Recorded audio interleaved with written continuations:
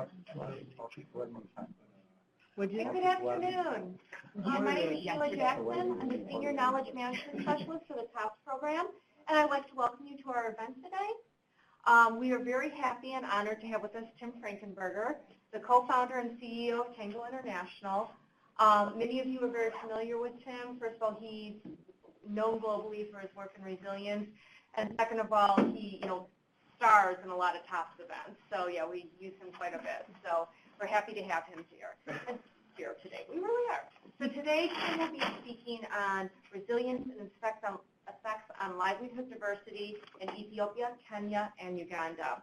Please note that after Tim talks, we will have a Q&A session, so you'll all get a chance to kind of grill him, and we look forward to that. Also, we are streaming this event live. I'd like to say hi to everybody online. Hi, everybody. These two lovely ladies, Lauren and Yemisi, they're the ones who's conducting this. This is one of the exciting things, is we are actually recording this session, so you can go ahead and watch it later, or listen to it later, I should say, is more accurate. So one of the things is when we are doing Q&A, please make sure that you talk loud enough so that the microphones up in the ceiling can pick up your voice, okay? And also, with the recording and also Tim's PowerPoint, we will be posting that on the FSN Network website. We'll send out an email when that's ready, and that will be by the end of the week, so you'll be able to have all those resources for yourself. Okay? So this is TOPS, and what we like to do at TOPS is we like to create community. We like you to get to know each other. So what I would like for you to do is get up, find someone preferably you don't know, introduce yourself, give me your name, your organization, and also, I am not talking loud enough, and that's very rare. And also, why are you interested in today's presentation? So if I could ask you all to get up, and those of you online, Yemisi and Lauren will be conducting a poll too. So please get in, meet each other. Hi, my name is Abby. Abby Love. I work for but I'm on the TOPS program. Yeah. I'm half my week here, and then half my week here. So I kind of go back and forth to TOPS just to feel a part of the community. Where are you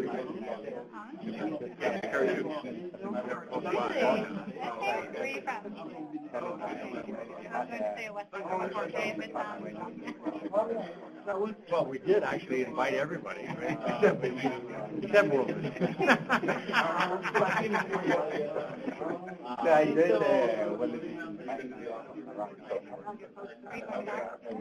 Oh, yeah. Okay.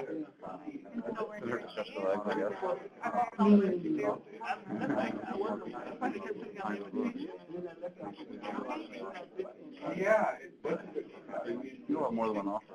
Well, when I was looking at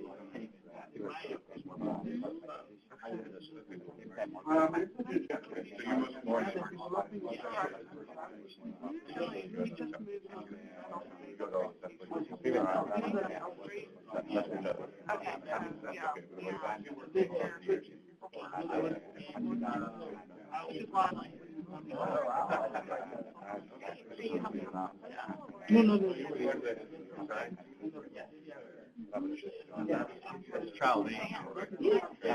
No, and Dan got a friend of mine from Eric 8 years ago when I used to work with her.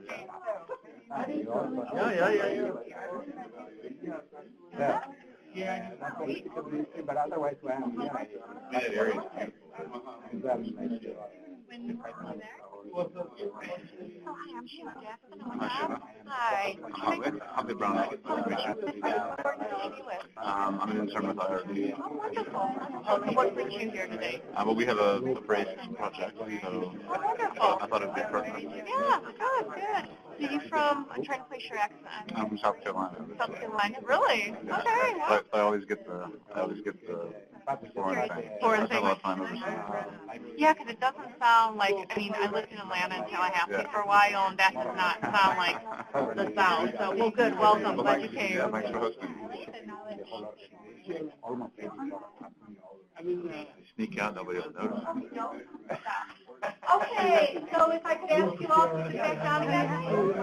I miss you so much. All right, so Everybody go ahead and sit down, hat mark. All right. So now here's the part where you get even more embarrassed, because one of the things I'm going to ask you to do is ask someone to please stand up and introduce the person they talked to, and why, and share with the larger group why you came. So do I have a volunteer? No one volunteers, I get to choose. Oh, look at half. Please have stand up. I think it's Vic, is that right? Vicro from World Vision. He is managing actually 8 months now, some number of months with 5 months with World Vision U.S. here in Washington as a regional manager, 9 countries, is that right? Yeah. Before that, he was in. He was country director for PACT International, and he is the point person at World Vision U.S. for resilience. Great. Who else? Nick? Who did you meet? Well, I volunteered because I spoke with Tim Frankenberger. Okay. I assume his presence is pretty self-explanatory. Yeah. And what about yours, Nick? Why are you here? I work on the emergency food security team here at SAVE, so obviously these are issues of interest to us. Great, okay. And anything online? Anything you want to share online? Yes, we do. We have about 28 participants online. Wonderful, welcome. Mainly from across the United States, but we also have someone from Bolivia. Hi, Tricia.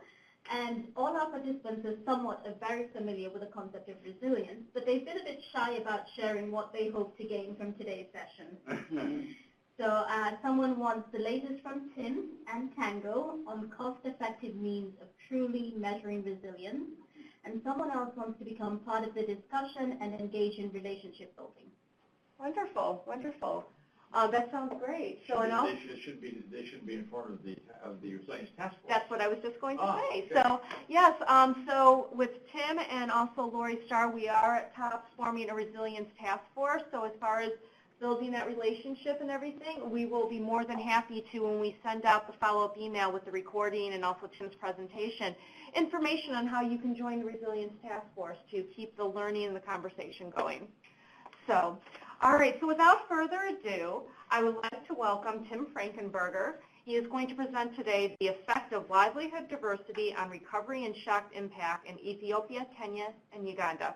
Take it away, Tim. Okay, thanks. You guys are probably all tired of hearing from me, although I seem to be on stage here about every 2 months. But you love it.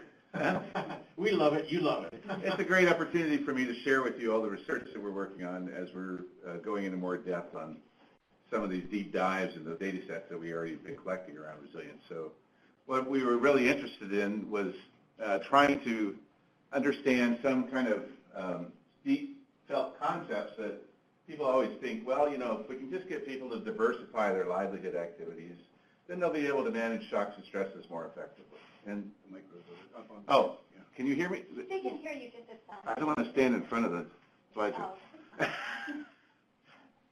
Okay. Uh-oh. Is this not working? Yeah.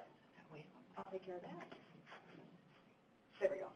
Okay, so one of the things I want to talk about is sometimes people get confused when we talk about livelihood diversification or household diversification, and I want to be clear about what I'm actually talking about today.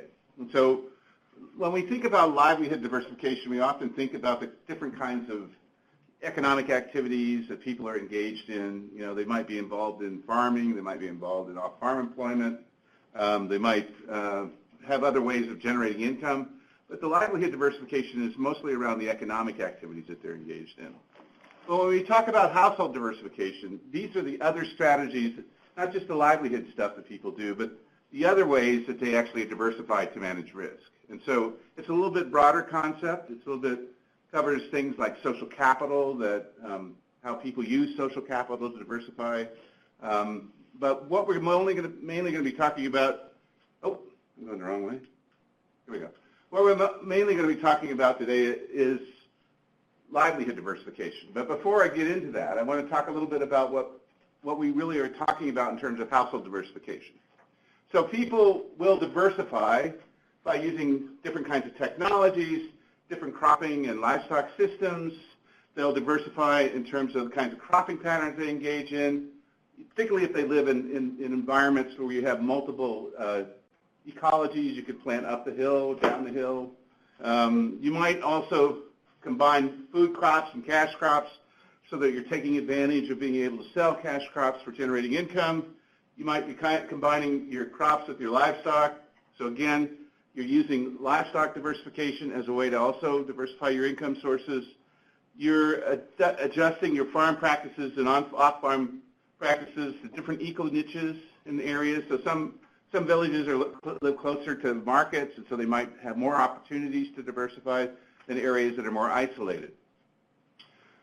When we think about household labor pools, you might use that labor pool across a number of different settings to try to diversify.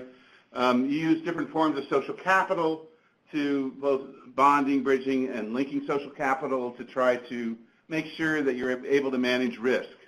So one of the things that we're eventually going to be doing, and I'm going to kind of give a heads up in the future research activities that we're going to be doing, we're going to be creating a household diversity index.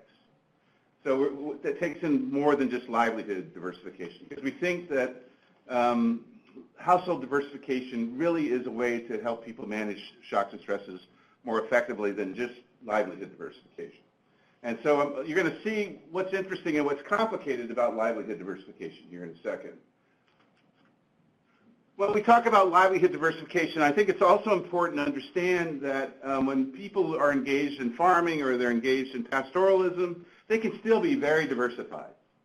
You know, and so one of the reasons why a lot of the agro work on trying to focus on climate smart agriculture, we're trying to diversify the kinds of crops that people grow, trying to make drought tolerant or flood tolerant crops available to people so that they can manage these shocks more effectively. But we also are trying to see, you know, are certain kinds of activities that people engage in less risk prone than others, depending on what the shock environment looks like. We also know that there's a difference between what wealthier households do and what poorer households do in terms of diversification. And in some places, what we have found is that when you have a lot of activities that poor people might be engaged in, all those activities might not have a lot of numeration. So they might be involved in 10 different things, but each of them doesn't generate much income. So it's almost like another proxy for poverty in a way. Whereas in other places where you have diversification into activities that actually have good remuneration, that's where you might see a way to manage the risk more effectively. And we're going to see what the data tell us here in a second.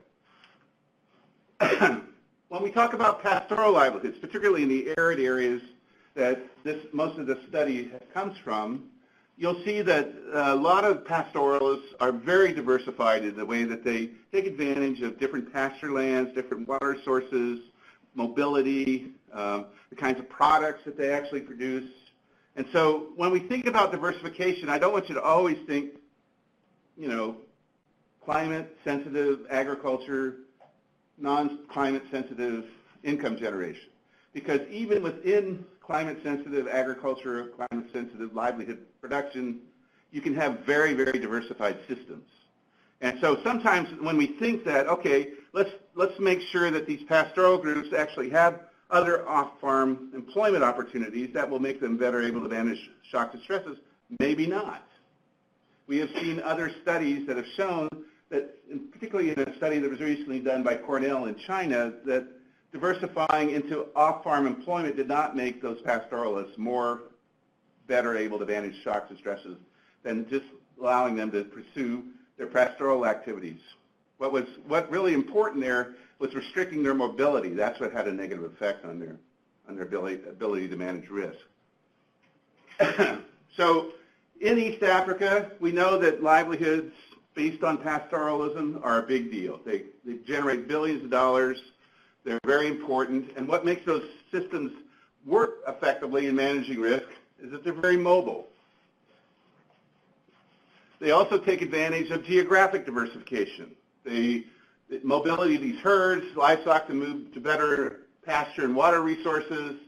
They also have a lot of diversification in kind of products that they go into. So they can sell milk, they can sell hides, they can sell meat, they can sell live animals, they can provide transport with these animals.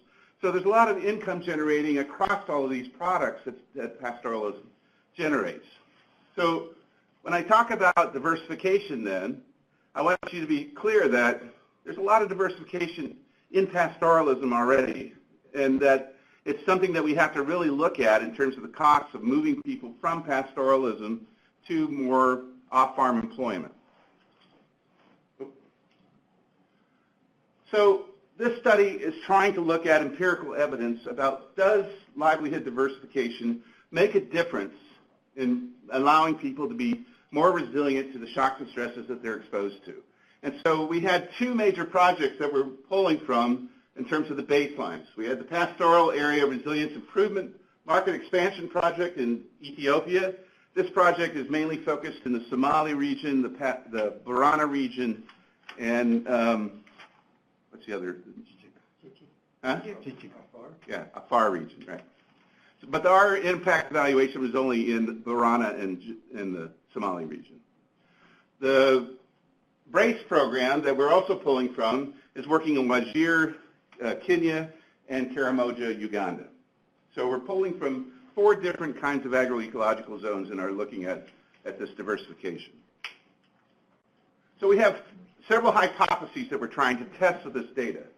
One is, we want to know, does livelihood diversity actually allow households to be more resilient than less diverse livelihoods, all else being equal? In other words, does livelihood diversification really make a difference in enabling people to recover or to deal effectively with shocks?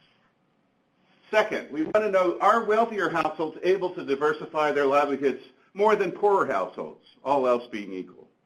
So, you know, one of the ideas is that more money you got, the more chances you can engage in stuff that's going to generate income in other ways. And then finally, are poorer households that are pushed into livelihoods with lower returns, are they less able to access livelihoods with greater and less risky returns, all else being equal? In other words, if you're in an area where your opportunities for diversifying into remunerative activities that will generate enough income,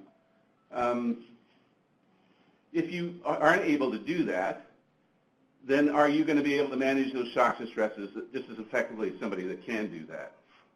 Okay, so we're essentially looking at, does diversity make a difference? Does wealth have an effect on diversity? And if you are diversifying into a lot of activities that don't generate much income, is that just another proxy for poverty? So these are the things that we're trying to look at in this study. So the first place that we're looking at is the pastoral areas as part of the PRIME project. And these are the 2 regions that we're looking at, the Somali region and the Borana region.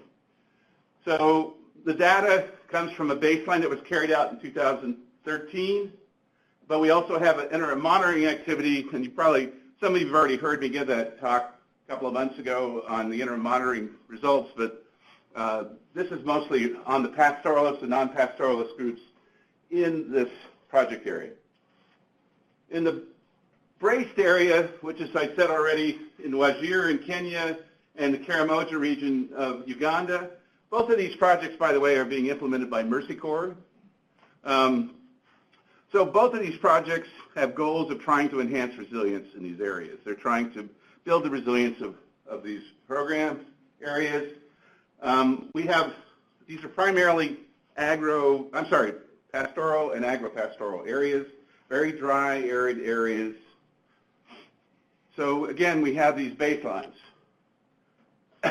So one of the ways that we're trying to measure livelihood diversity is count the number of activities that people engage in by all the different household members. So are they engaging in cropping, livestock rearing, off-farm employment type activities? Are they migrating and sending back remittances? What are they doing? Are they selling bush products? So the number of different categories are then kind of grouped in terms of risk profiles. Some of these things are more associated with climate risk. Some of these things are more associated with market risk. So we want to know if they're diversifying across those risk profiles, does that make a difference? So we have these climate sensitive and market sensitive type diversification going on. These are the sample sizes that we're drawing from. We have about 1,300, almost 1,400 households in Jijiga, around 1,800 households from Barana. We also have 550 households from Karamoja and 563 from Wajir. The reason these are different is because there just wasn't enough money in the M&E for the Brace project. So you just have to work with what you got. So when we were looking at these risk profiles, we were grouping these things into different categories. We saw climate sensitive, those are where people are growing crops or have livestock. Market sensitive, when they're very dependent on casual wage labor. This is non-farm casual labor, salaried employment or self-employment. And then other types of livelihood activities, people might be selling off assets, they might engage in remittances, or they might be selling bush products like charcoal and firewood to urban areas. So the first model that we're looking at assesses whether households with greater livelihood diversification are better able to recover from the effects of a drought. So what to extent were your household able to recover from a drought? Did not recover to 5, highest level of recovery. So does this make a difference in recovering from a drought? And then the second model that we're using is we're trying to assess whether livelihood diversification mitigates the effects of the drought. So how severe was the impact of the drought on your household consumption?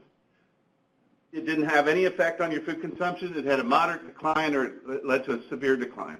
So these are two different ways to try to determine whether or not the households were negatively affected by these shocks and stresses, and whether these livelihood diversification strategies made a difference. Okay, so I can't read all of this, but all of the stars represent significance, statistical significance. I'll explain what that means in a second, but what we found is that when you break it up by wealth tercile, we had lowest, middle, highest for Barana and Jijiga. We're trying to capture two things. Do these kinds of strategies make a difference in terms of being able to recover, and are there differences across wealth categories? Same thing when we're trying to look at other kinds of employment opportunities using our multivariate analysis. Are certain strategies more effective in recovering from these droughts and these shocks, or others? So the findings, basically. Majority of the households in the prime project area engage in climate-sensitive livelihoods. In other words, they're mostly involved in pastoralism or agropastoralism. Jijiga had fewer non-climate sensitive livelihood options than Barana. That means in Barana, there were other market opportunities for people to engage in that were not connected to climate sensitivity.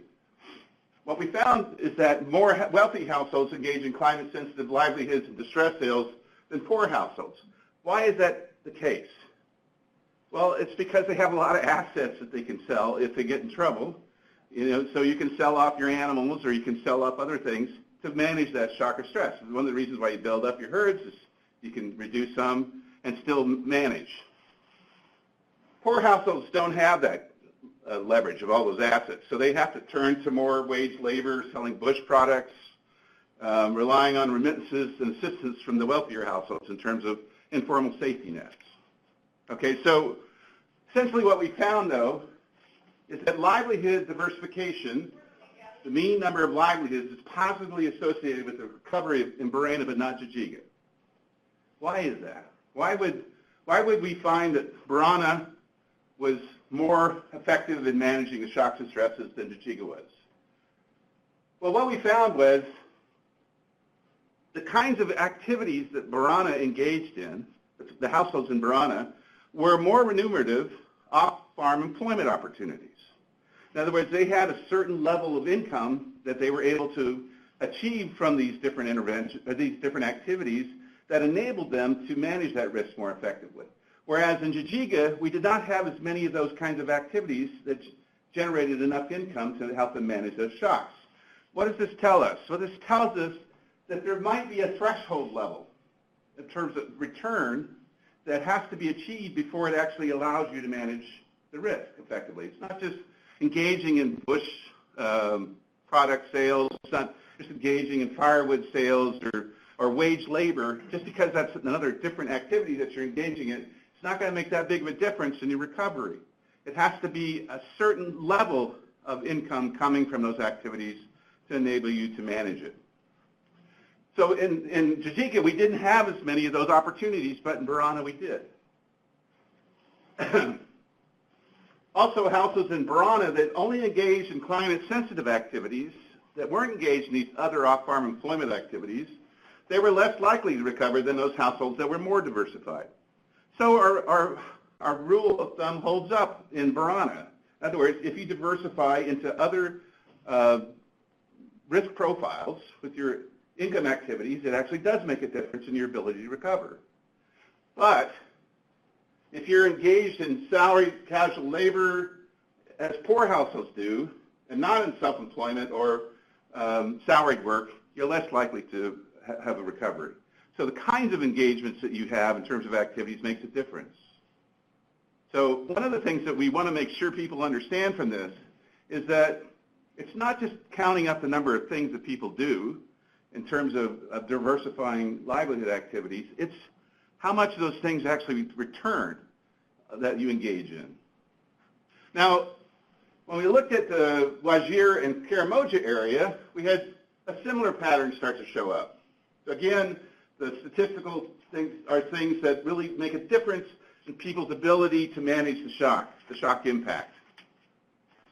Again, the things that have statistical stars again show which things make a difference in helping to manage those shocks and stresses. So what we found is the majority of the households in the Karamoja region are engaged in crop production. They used to be engaged in livestock production, but because of government policies and things, a lot of that they were forced in areas to cut back on the conflict that was going on in those areas, and so they were basically forced to move into more crop production. Although some households do engage in livestock, they tend to be more wealthy than the poor.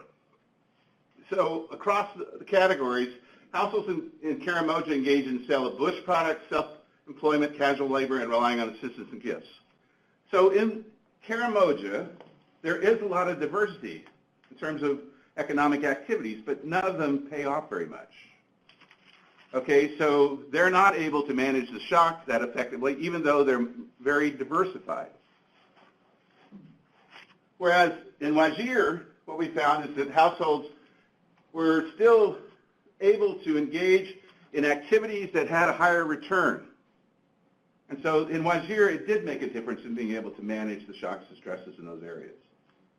So again, it's interesting to compare these areas because if you were just using diversity as your primary variable that you were trying to determine whether it was helping you manage risk, you would make a mistake in what you say in Karamoja, and you would also make a mistake in what you say in Jajika. Whereas it does make sense in Borana, and it does make sense in Wajir. So essentially what we found is that households that were engaged in more livelihood activities are better able to withstand the impact of drought on household food consumption in Wajir. So they had more lucrative activities that they could engage in that made a difference. In Karamoja, neither the number of livelihoods nor the livelihoods with different risk profiles affected their ability to manage those droughts. So what we found was households have been essentially pushed into low-return livelihood activities that are not sufficient to reduce the impact of the shocks. And so even though they might be engaged in 6 or 7 things, it's not making a difference. So, and also we found that in Wajir, households that were only engaged in climate-sensitive livelihood activities were more likely to be impacted by the drought than those that were kind of diversified across these different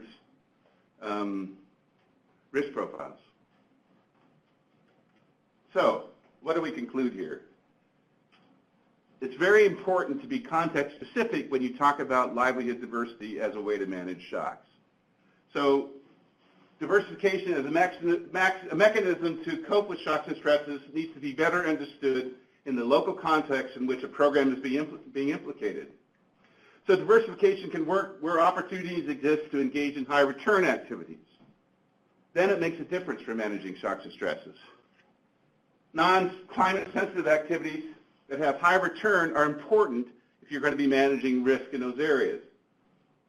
in places where those kinds of opportunities don't exist, then diversification will not necessarily lead to better adaptation. So, you know, coming back to this belief of 20 years that if we just diversify the livelihoods, then we'll be able to help these people manage shocks and stresses more effectively. It depends. It depends on what kinds of activities are available, what the threshold is in terms of income coming from that activity, whether or not it's going to make a difference in being able to manage the shock or stress. So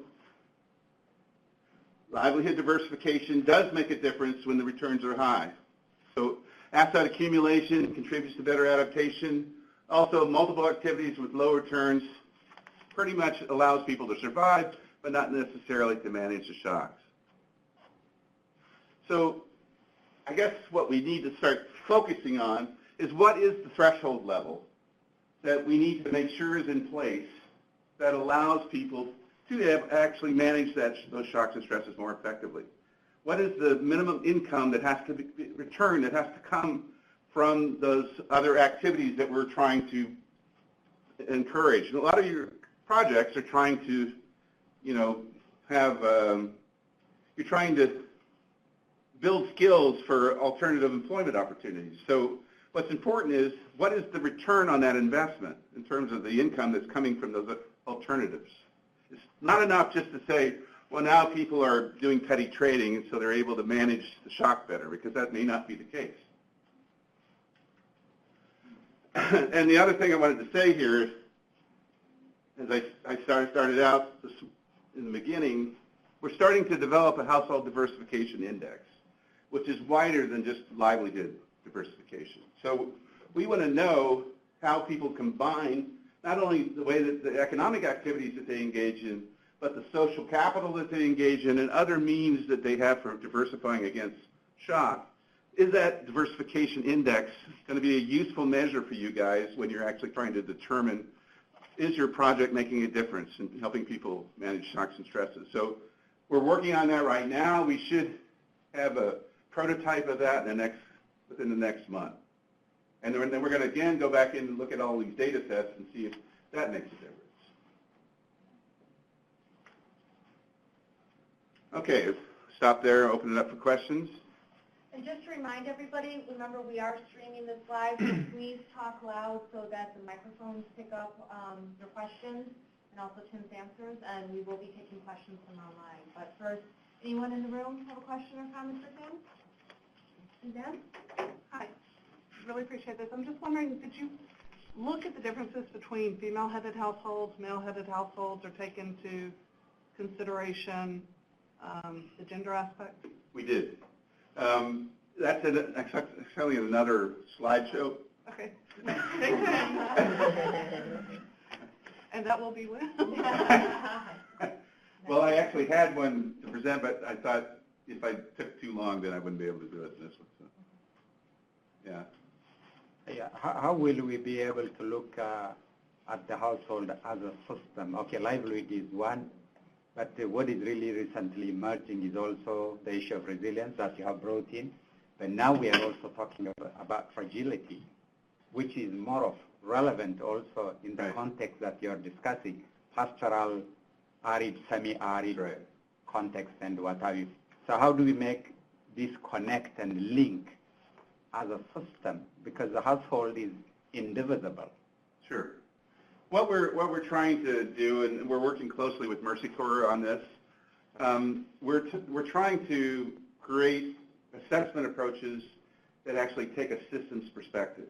You know, so when we go in to try to determine, you know, resilient to what, for whom, to what, you know, through what.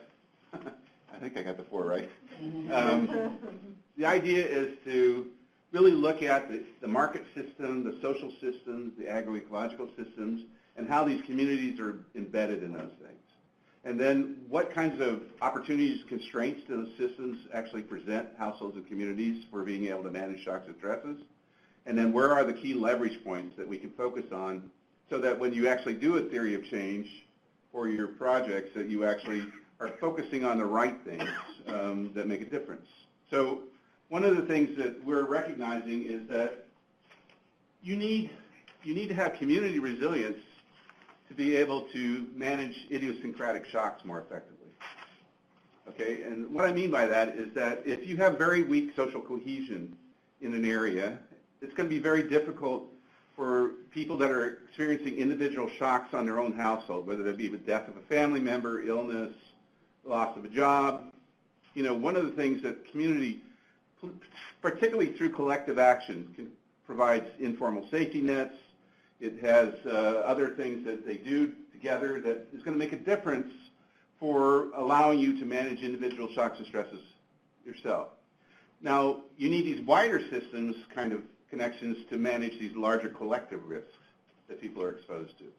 But the idiosyncratic ones, if you don't have good community cohesion to be able to do that, then you're not going to be able to manage it. So a systems perspective, what we'd like to think about is nested hierarchies of these things. You know, you've got the wider systems, communities are embedded in these wider systems, and then within those wider systems, households are embedded and then individuals are embedded.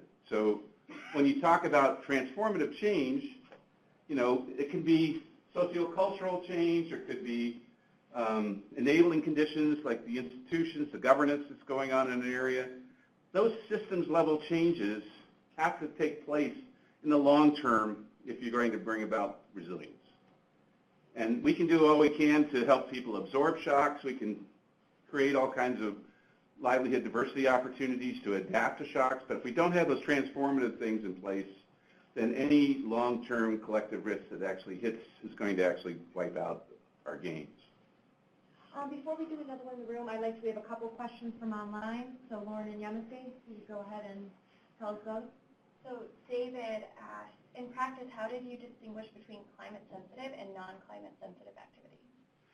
Climate sensitive, as I said before when we were defining it in the earlier slides, were things that, like crop production that you depend on rainfall, or livestock production where you're depending on pasture, which also depends on rainfall, or water access, you know, through, you know, all of these things are more dependent on the climate to provide those resources. And non-climate sensitive means it's more dependent on the market. The market might not, of course there's a connection between those two, but market, you know, if you're engaged in income opportunities that don't necessarily involve crop production or livestock production, it's going to be less sensitive to that climate risk than the market risk. But it's still going to have risk, but it's a different risk profile, really. So what we've always been saying is that if you have a very variable rainfall conditions or droughts are continuously happening, and you don't have other income sources that people can engage in, they're less sensitive to those kinds of climate change activities, then they're not going to be able to manage it effectively. Okay, how about one more online, and then we'll come back to the room. So Cecilia wants to know, was profitability of livelihood activities easy to observe or measure? How was it observed or measured? Well, this is where the qualitative work is really important. When you were asking people what kinds of employment activities are they engaged in, they can tell you, you know, that this is a government job or a private sector job that actually has more income than what I do normally. But, you know, if we were really serious economists about this, we would actually look at the income expenditures associated with those different activities and be able to tell you quantitatively why they're more remunerative. But I think what's important here is the concept that you need to recognize, and I don't know what that threshold is. It probably differs from one context to the other, but there is a threshold that you have to be above which it's going to make a difference in terms of your adaptation. If you're below that threshold, it probably won't make a lot of difference in your ability to manage the risk. Nick, you had your hand up. So I had a two-parter, I guess. The recommendations about what diversification, what the context are for a household to have diversification allows them to be resilient. It said, you know, non-climate sensitive activities with high returns. So I'm curious if you also looked at non-diverse households with high returns and what effects shocks might have had on them, whether they were still able to be resilient. We did. For example, we looked at households that were primarily just in cropping or livestock that were wealthier but didn't have alternative activities, and they didn't manage the shock very well. Okay. So it's not purely a socioeconomic difference. But I'm going to come back to something I said from the very beginning, and that's that pastoralism is very diversified by itself, even though it's thought of as one kind of livelihood system. And it might be more diversified in managing shocks and stresses than having these 2 or 3 alternative activities that are in different risk profiles. And that's primarily because of the mobility to be able to diversify geographically, the ability to diversify in terms of product. All of that makes a huge difference in these kinds of environments. So I'm not sure, like I said, that finding a substitute for pastoralism when it's pretty effective, it might be hard spent to do that in some of these environments because they're just not those alternatives. So I guess one of the big problems that governments that are trying to close the borders on pastoralism so they can't move across the border into Somalia or into other states can have a huge negative effect on their ability to manage shocks and stresses because that mobility has been taken away from them. And so, you have to think about what are the consequences on these livelihood systems that are very adaptable to those conditions when you don't really present them any alternatives that are at least as viable. And I think that's the case in some of these locations that we're finding is that there aren't other viable economic alternatives for these people, and so the one they're in might be the best risk management strategy that they can engage in. I mean, from the presentation, I really like that idea of, if you have good activities in livelihood diversification and good activities in household, diversification, you can have a good result. But like you said, when we were responding to the question, the comment of my friend here, you said that you have other factors, external factors, that you have to take into account to see the big picture. That's right. Let's say, for instance, if the government is not putting in place a market, roads, we have problems. Now that you're talking about having an index, you are developing an index that will come out later.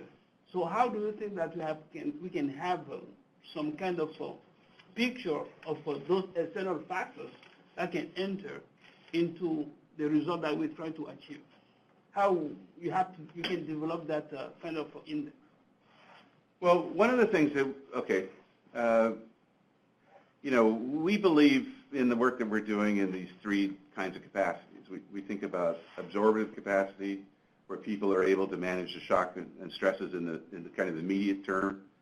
Adaptive capacity, which comes more or less out of the climate change work, where we're trying to see how people are managing these shocks and stresses in the medium term when you know that change is actually here for good. Mm-hmm. And then transformative capacity, where you're actually trying to create the enabling conditions that allow good governance, basic services being provided, road infrastructure, sociocultural change that allows more equity in terms of distribution of benefits. Those all take a long time to put in place. Okay, and in some places like South Sudan, we got a guy that worked there for a long time, they may be missing in many of those places in South Sudan. And so even though you can build up the absorptive and adaptive capacity of households, if that transformative capacity is not there, then the next big shock that hits, you're going to wipe out all your benefits. And so that's why when we talk about resilience programming, we're talking about 10, 15-year kind of investments. Mm-hmm. Now, we know that governments can't give you more than 5 or 3 years at a time, sometimes only 2 years at a time. But what we need to be thinking about is programming in an area with a long-term strategy. So you're combining efforts, sequencing or layering or integrating in such a way that allows you to tackle these more difficult transformational issues over time. Yeah. Now, this recent work that AID is starting to put out on this design and implement, refine and implement, that's basically an attempt to try to start thinking that way. Mm-hmm. So They want you not only to reconsider design better when you got more information, but they also want you to stay engaged for the longer term in an area. So, you know, we're moving in that direction, I think, but we still have a long ways to go. I want to take 2 questions from online, then we'll come back into the room again. So Lauren and Yanti, please. Kristen had asked a while back, how are you defining high return? High return. Well, it's more than $1.25 a day. Yeah. I don't know. I mean, it's kind of defined by the households themselves as something that, you know, has to be enough of a return that they see that it actually enables them to deal with shortfalls in production or shortfalls in food consumption. So it has to be more than just survival wages, I guess. But what it actually is, I'm not exactly sure. I mean, there's been some people kind of estimating, particularly along the food economy approach, where what do they call those? That's not the. You got the survival line and then the Livelihood protection threshold? Yeah. Yeah.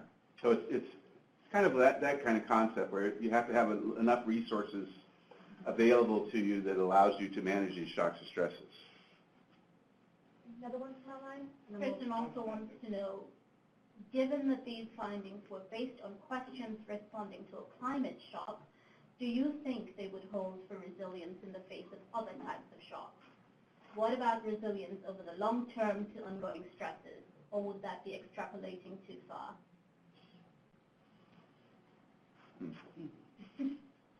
Well, actually, I do believe that would be the case. You know, stressors like chronic poverty or chronic food insecurity, is that what she's talking about? We can check. Okay, how we're waiting for that, Melanie, you had a question? Yeah, and I may have missed this, if I can. One is, did you look at whether diversification between climate sensitive and market sensitive, even if low threshold, did better than diversification, which was purely within the same? We did look at that. And that worked out as we expected. Yeah, when you have low remuneration in non-climate sensitive activities, it doesn't make a difference in managing recovery or adjusting to the shock. Okay, so sorry, that was just this whole idea of diversification. Now, when we are typically working with the very low wealth profile, and they tend to be involved in these low levels, introducing diversification that has that higher level threshold also introduces a level of risk in terms of the investment that's required or the time, resources, and so on. And that's something we sometimes grapple with. If you want to skill people up to get a job that's really worthwhile, they need to invest in time, they need to develop those skill sets, or they need to purchase productive assets. So that, you know, when we're thinking about that, determining what that threshold should be, how do we also try and understand what the caveats are in terms of the additional risk that we might introduce into that household system? Sure. I mean, any of these investments always carry risk with them, and you should try to understand that whenever you can. But I think it's more worth taking that risk than doing the other where it doesn't make a difference. You know. Well, maybe then we have to ensure that we have the safety net in place, some sort of safety net in place while we are social protection. That cycle. Social protection always has to be part of this. Yeah. Okay, so you know, I've always said social protection is just as much a part of development as any of these development activities that you're engaged in. You think of yourself. You know, everybody is insured for something. You know, you're insured for your house, you're insured for your car, you're insured for your health. You know, so that's a social protection mechanism that allows you to manage unforeseen shocks that are going to hit you. Well, households in these areas don't have that kind of stuff. And so, you know, they're trying to figure out different ways. Some of it is done informally through the informal safety nets. And that's why I kept saying that the social cohesion at the community level is key to make that work. And then two, you know, there will be government safety nets or donor or NGO promoted safety nets that are going to make a difference too. That allows you to make those investments, and so that you eventually can get people over a certain threshold. But one of the things that from the studies that were done in Bangladesh that I think that ODI has been doing, where they look at the people that went above the poverty line and how many have fallen back across the poverty line, it was like 77%. When a shock hits, and so it's real stuff here. We have to be careful about too many people falling back across the line. We're going to get Lori, and then we'll go back online and come back in the room. So all three hypotheses were based on all else equal. Can you share with us a bit about the factors you controlled for in the regression and how they differed with Yeah, so we tried to take into account community fixed effects. So, we didn't want to compare people that didn't have the same kind of characteristics in their communities, because that could have a big explanatory effect. Some that are in a different kind of community that has different resources or different access to services. Can you be specific?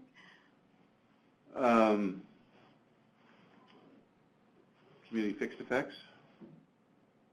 Well, okay, so you have households, or you have communities that have different access to basic services. You have households that have different access to roads, different access to markets, different access to, health clinics, et cetera. You want to try to control for all of that, explaining why they're able to recover or not recover.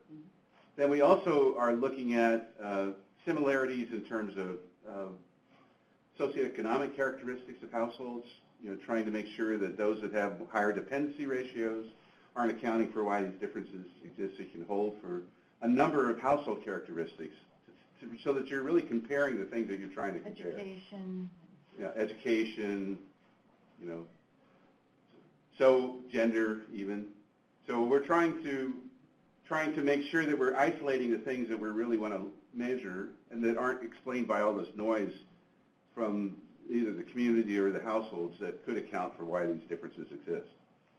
And so that's why we do that. Okay. We say it's trying to hold for all things. Okay, so let's go back online. Yamasi, do you have a follow-up Kristen answered? Yes, she does. She wants to know whether the results hold for other types of stresses, such as ongoing market price fluctuations, recurrent illness. Recurrent illness would be idiosyncratic shock. Markets, we do try to hold for fluctuations in market prices. But some of these, like I said before, some are more collective risks and some of them are more idiosyncratic. Households are dealing with all of those things. So we're trying to tease that out a little bit. What are things that enable people to manage idiosyncratic better than collective, or what are things that enable people to manage collective better? So we're looking at these range of shocks that people are exposed to and trying to understand which capacities hold up in managing these different kinds of shocks. So that's part of our analysis. That's actually a fourth paper that eventually we'll be presenting. Yes, we will, soon. We have another question from online, and then we'll come back here in the room. Yeah, so Lena wanted to build on something that you had said earlier, where in Karamoja, did the study consider the impact of communities being forced from their traditional livelihoods, pastoralism, on the results? Are their diversified livelihoods not viable, or do they produce, or do they produce less because the people are not very good at those livelihoods since it is not what they have traditionally done? I think it's both those things. I think that when they were forced out of their traditional livelihood systems that were pretty well adapted to those shocks and stresses, I think that the range of activities that they engage in now just aren't able to manage those shocks and stresses effectively. And part of that has to do with the fact that they aren't familiar with a lot of those. Abby. Yes, so this is following up on Lori's question. So I was at your talk, I think, in January about the social networks, and that controls for as well in... Yeah. Yeah, I'm not sure if this were, well, I guess the question is, had you controlled, well, back up a minute. I'm interested in the effects of remittances in these various projects? Because I think remittances have a differing effect on these different race area or the prime area. I don't know that there is, but I think there might be, partly based on access to the Gulf, where a lot of these people go to work. You know, yeah. And I'm wondering, did you control for that? That's one question. And secondly, would that be considered one of those low remunerative survival strategies that the poor communities engage in? In other words, the wealthier families not engage in sending relatives abroad to return remittances, or what? Did you get any? Okay, I'm glad you asked that. I think it's really important that we don't overgeneralize about some of these things. Yeah. Like livelihood diversification is something we overgeneralize about. Remittances is another one of those that we overgeneralize about. So in the slides I haven't been able to show you yet, but in Niger, remittances are a huge reason why the households in Niger that have remittances coming in make a difference in their ability to manage and recover from shocks. Whereas remittances in some of these other places don't make that big of a difference. Yeah, So it varies. In Nepal, that's another example. In Nepal, we have the assumption that remittances are the key things that are really making a difference for people able to manage shocks and stresses. It has a double effect. It has a negative effect on the households where people left, and then it has has some money coming back, but it's not enough to make up for the difference of the problem that was created. So it's very, very context specific about these things. You have to be very careful about overgeneralizing about the effect of remittances. So did you control for that when you? Yeah. Okay. Yeah, it's less a question. I'm really interested in a lot of the measurement things that we've talked about, and particularly methodology that you use. Is there going to be another opportunity when we can learn more about how we control for this and how we control for that, and how Multivariate analysis? Fix the threshold? Well, yeah, I know what a multi, but I mean, how you measured all these things. Could that be another presentation that just the methodology behind your research that we could learn from? Yeah.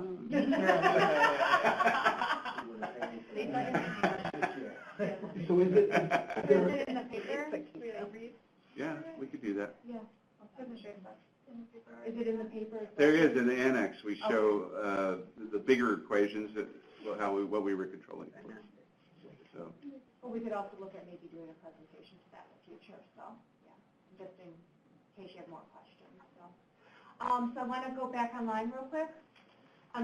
Please speak up. Yes, Okay, so David is asking, since the diversification in activities was differentiated on the basis of being climate sensitive or not, has the study also tried to look at differentiating these shocks by whether they are climate sensitive or not? And which David? Who is this David? He's from IRT. He's the guy that was in our test. But he wanted to clarify by saying, things that like war, epidemic, things like that are not, that impact everything and not just the climate sensitive activities. Sure. That's a different study. Okay. I think Mercy Corps has been looking at earthquake effects in Nepal, and so is SAVE.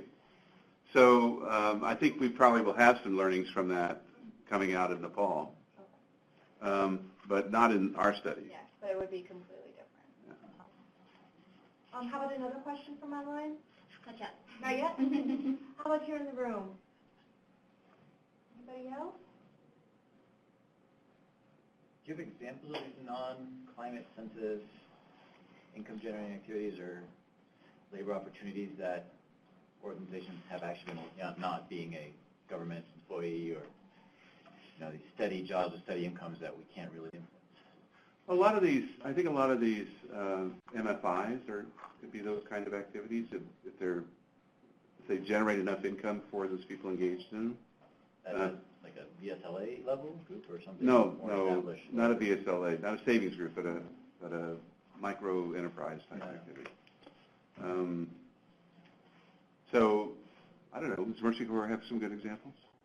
I was just thinking about value chain development, because you're differentiating between the primary producers and the further along the value chain. I'm not sure if you did. I assume that was like, would the non-climate sensitive be the transportation?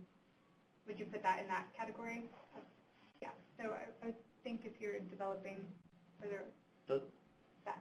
And the reason I ask is if that's the case, then these shocks that are affecting climate-sensitive income-generating opportunities would, in theory, also have substantial effects on these non-climate. Yeah, these systems are connected to each other, absolutely. But you can still generate more income off-farm. Yeah. So that's why I'm curious, what can we do in our field that can actually have impact on these? I mean, we can work to capitalize some smaller MFIs, like that, right? But in terms of creating new ones and having the environment in place where they can function and work is much more complicated and outside of our realms sometimes. I have to go back and look at the kinds of activities that Prime is actually trying to generate to know why some places are doing better than others. But that's a good question. I mean, I think that's a good follow-up thing that we can look at. You know, one of the things that we're trying to do more and more is take the data and the analysis that we're doing and see what implications it has for actually programming. So, you know, like one of the things that we were looking at more carefully when we were doing the social capital work was trying to understand when you create groups for one function, what happens when these groups start taking on other functions? Are we measuring that? Are we actually looking for that? Are there certain kinds of conditions that allow that to happen more frequently than others? And can we encourage that kind of stuff? Because we do know that social capital makes a difference in people managing shocks and stresses more effectively. But, you know, what we need to do is understand, you know, how do we do that better? How do we actually create more of that? Is there a sequence to creating that? You know, so for example, in all these projects, we have multiple activities that we engage in that we create groups around. Okay, so we create village development committees.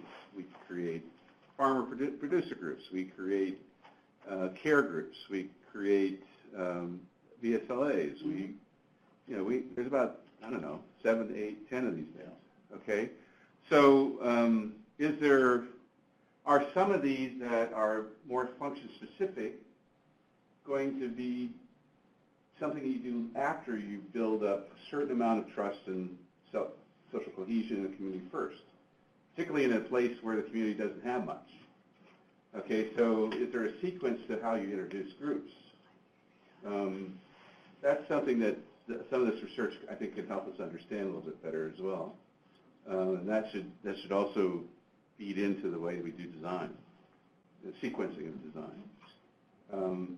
Now, I'm interested in trying to figure out what is that threshold that has to be in place to make a difference. So that's a research activity that we want to go into a little bit further and try to find that out. So there's a way to, you know, actually find what kinds of jobs people are engaging in. What is the return on that? You know, what is the difference? Can you find the range of activities that people are engaged in to see if there is some kind of point where that made a difference in terms of being able to manage risk? Just like we know when we do these simulation models that there's a certain level of capacity that people reach where it does make a difference in terms of recovery. You know, so what is that level, what is that set of capacities or that level of capacities? Because you're creating these indices, and when you combine these indices, you're getting, you know, scores between 0 and 100. You're trying to find out, like, when you pass a certain level, this is where it really starts to make a difference in recovery. You know, that would be helpful for people to know that. You know, so there's different ways of achieving that level of capacity. It could be different combinations, but the point is that the total is what makes the difference. And, you know, again, so this whole research around thresholds in terms of returns on employment opportunities, returns on these different capacities, those are the things I think we need to have a better handle on so that we can actually determine when have you done enough to actually make these households and communities more resilient.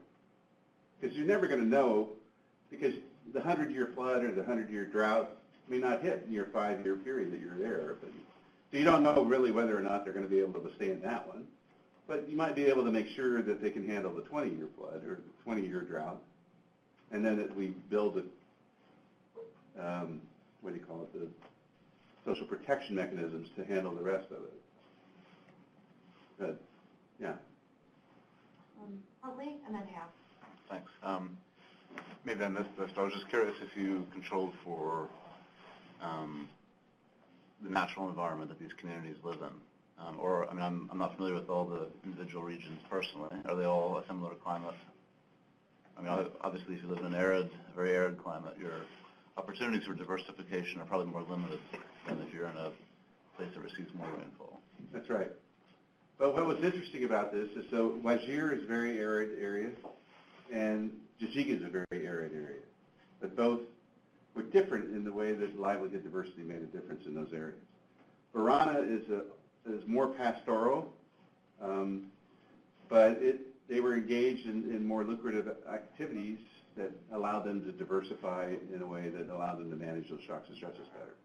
Whereas Karamoja, which has a higher rainfall, but it's still arid, because their livelihood systems have changed so much from in the past, the kinds of activities that they were engaging in weren't generating much income, and so they weren't really adapting very well to the shocks and stresses. So very similar environments, different outcomes. So I think it's really important to kind of understand what's been going on in these areas over time and why certain patterns are showing up in these places. Okay, Half, and then we'll take a question from online.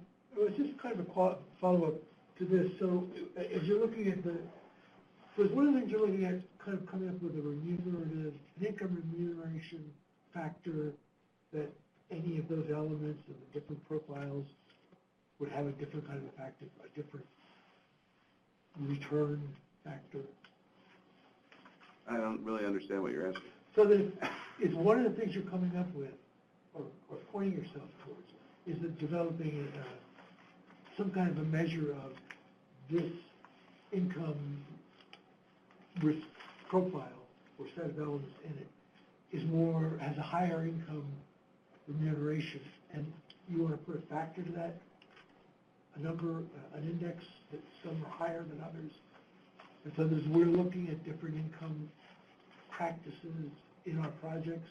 We might say, well, this kind of practice, this income method practice, this mix of risk profiles has this combination of factors which... Yeah, it's very similar to what the household economy approach tries to look at these different thresholds. You know, they're looking at a survival threshold and a livelihood protection threshold. And we're just trying to quantify that a little more. So what would that really look like in different areas? Now, I'm speaking off the cuff here, so because I still haven't done the research yet, so I can't tell you if this is even... No, that's what I said. You're pointing yourself. I mean, I can see that, you know, if you could actually make a combination of different income sources, different practices as a profile, in a particular kind of circumstances, you might actually be able to quantify the expected return, remuneration return on that package. Yeah. Yeah, I hope we can do that. You know, I haven't seen it done with the HA data now, but it might be interesting to look at taking the quantitative household expenditures and then applying shocks of and seeing if there's a level of income over total household expenses or something where shocks that are worth 50% or 75% of your income or your food sources drops you below the survival threshold or keeps you above. So that might be some way of trying to find like a relative value. What is your buffer, basically? Exactly. Because right now it tells you what the survival threshold is, what the protection threshold is, but not if there's one that will keep you above survival threshold. Or a combination. Okay, real quick, before we get to you, Jay Squared, I want to take a question or two from online. It's a follow-on to that, sorry. Okay, real quick, then we get to you online. Okay.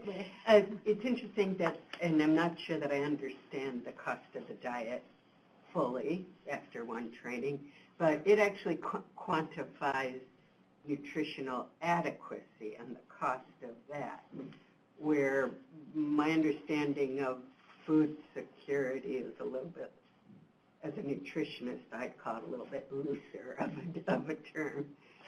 So it'd be interesting, they do talk about looking at their HEA expenditure stuff and comparing that through the cost of the diet, but I haven't looked at the studies. Yeah, one is complementary to the other.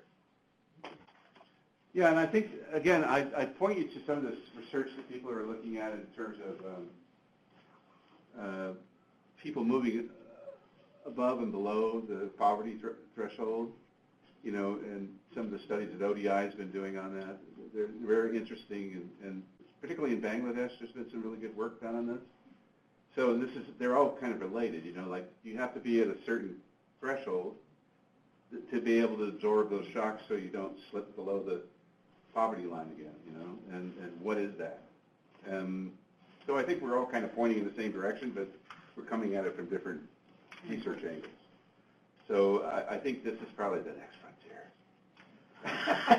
Next frontier. Okay, online, you're talking about the next frontier. Online, please. So Tim, David wants to know whether you'd care to tango.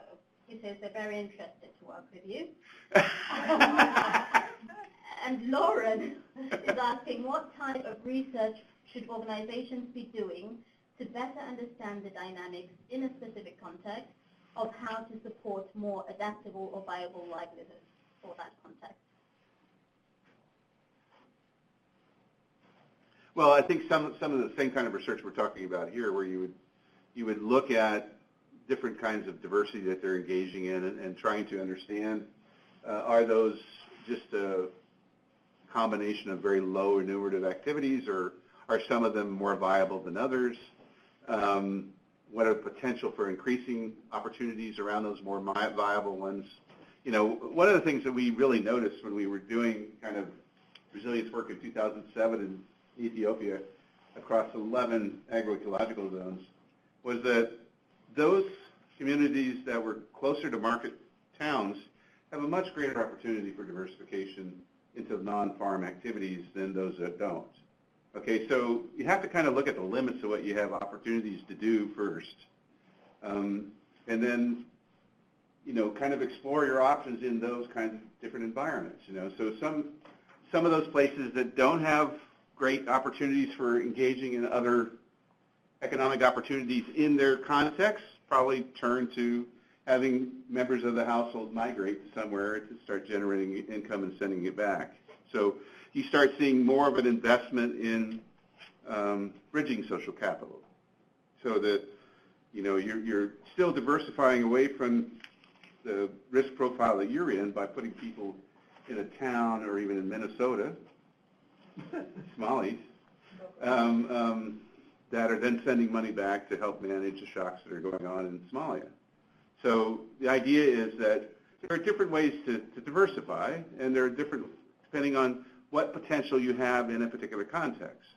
And so I don't think we should look at that as a failure, that those guys, they've actually just figured out a different way of managing these shocks and stresses by spreading the risk. One of the problems, though, as I said before, and I want to re-emphasize this, you know, if you have households that are experiencing a lot of idiosyncratic shocks, in other words, there are a lot of death in the family, or people losing their jobs, or, you know, maybe they were along the riverbank that got eroded and they lost all their land, you know, so they were negatively affected, but the rest of the community wasn't negatively affected. If you don't have the strong social cohesion to allow you to absorb that risk in the community, then that shock absorber of the community is not there, okay? And so that, if you don't have that kind of community cohesion in these places, dealing with idiosyncratic risk is going to be very difficult. Absolutely. Okay, so we have to think about, like, okay, what is the risk profile in this community? Are they mostly covariate shocks, or are they more idiosyncratic shocks? Are they long-term stressors? If we don't have good social cohesion in those places where these idiosyncratic shocks are a major burden for households, then they're not going to be able to be resilient. Another question online? Good? Okay, do we have another question in the room? Comment? Anybody? question, comment? Mark? Just a comment more than a question, but one of the, it kind of dovetails a little bit with some of the other people have been saying, but when we're talking about designing projects to try to address the needs of vulnerable populations in these environments, and putting together theories of change on your proposal to say this is how we're going to do it, it seems to me that it's really important to have more tools or better tools to be used in helping to do the problem analysis and an environmental analysis to know in this given area these are there. If it's important to have higher remunerative options available that haven't been used or could be maximized, then you ought to be able to know that before you write your proposal. And so it goes into your theory of change. And so it seems to me it's important to find those kinds of tools. You were talking about this index you were trying to put together and so on. I'm just kind of riffing a little bit on a comment that Arif made yesterday in a meeting when he said that he's seen improved theories of change in these recent DFAPs, but he still felt that many of them were kind of describing projects that were created in a vacuum. They were less connected to the realities of the environment and to the needs than they could be. And it may be that these tools are, that I'm imagining or supposing, are one of the sort of challenges that we need to address fairly soon, is to give people the tools needed to be able to look at these environmental issues, these economic issues, and so on, in a different way, given this way of looking at it now, so that you can increase the know exactly what, or at least relatively well, what the opportunities for higher remunerative, non-farm, diversified livelihoods. Because as you said, I think up to now, the mantra has been, oh, diversified livelihoods, good, that's a good. Yeah, that's a strategy for survival, but your point here is that at certain levels it's just not enough. It's just survival. It's not really resilience. So I mean, the comment basically is that I think we're still waiting for those tools to be developed, and organizations like Tango and others that can be evolving these tools. It's important to do that work. Any comments, or I see you both have and want to say something? So, do you have any response yet, or do you want to? No, it's not a question. It's just, okay. He's just making Oh, but I didn't know if you want to repeat. existential context. I didn't know if you wanted to respond to that existential context. Yeah, go ahead. that was a brilliant way to put it, Mark, or or that's total rock gut. Short of tools, though, I would imagine that reading the paper, the work that you've done, would give people preparing a DFAP, let's say, proposal right now, lacking tools at this moment. At least that would give them a lot of direction as to where to go to. Where to look. Yeah. Exactly. I don't know if those are the tools in there, though. No. They're lacking the tools, at least conceptually, yeah. Just a comment, like Tim was saying, when we think about the cohesion of the group, that's another way to develop that kind of resilience. Because if you organize the community, and then there is a sense of cohesion among them, and if you take the village association that you mentioned before, and you say, okay, we know that in this community, every 2 years we have problems here for floods or whatever. So those associations, the village association, if you can just bring them to say, okay, let's put aside some part of the harvest. So if we have a hard time, this is how we're going to do the division of share what we have. So that's a kind of a contribution as a kind of a safety net, building on the cohesion of the group. So those are some issues that, That's informal safety nets. Yep. Anybody else? Comments, questions? Okay, all right. Well, I'd like to thank you all for coming, whether you made the trip out here to Safe New Building or you joined us online. I appreciate it. I especially want to say thank you to Tim Frankenberger for his presentation and also answering everybody's questions. Give Tim a round of applause. And just a couple of reminders, the recording, the PowerPoint, and also information on how to join the Resilience Task Force will all be sent out via email as soon as we have that information available. And I also want to give a thanks. There's a whole team that goes behind getting this and putting this on. It's not a one-person show. It's for the TOPS planning team. Yemisi Songo-Williams, Lauren Jessup, Lori Starr, Julia Crawley, and also she's not here, but Adrian Todella. Thank you guys. Give them a round of applause for doing everything.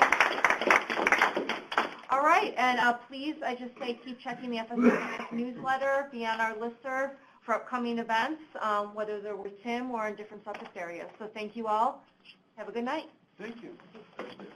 How about you? Oh, thank you. Thank you. You stepped away, I think.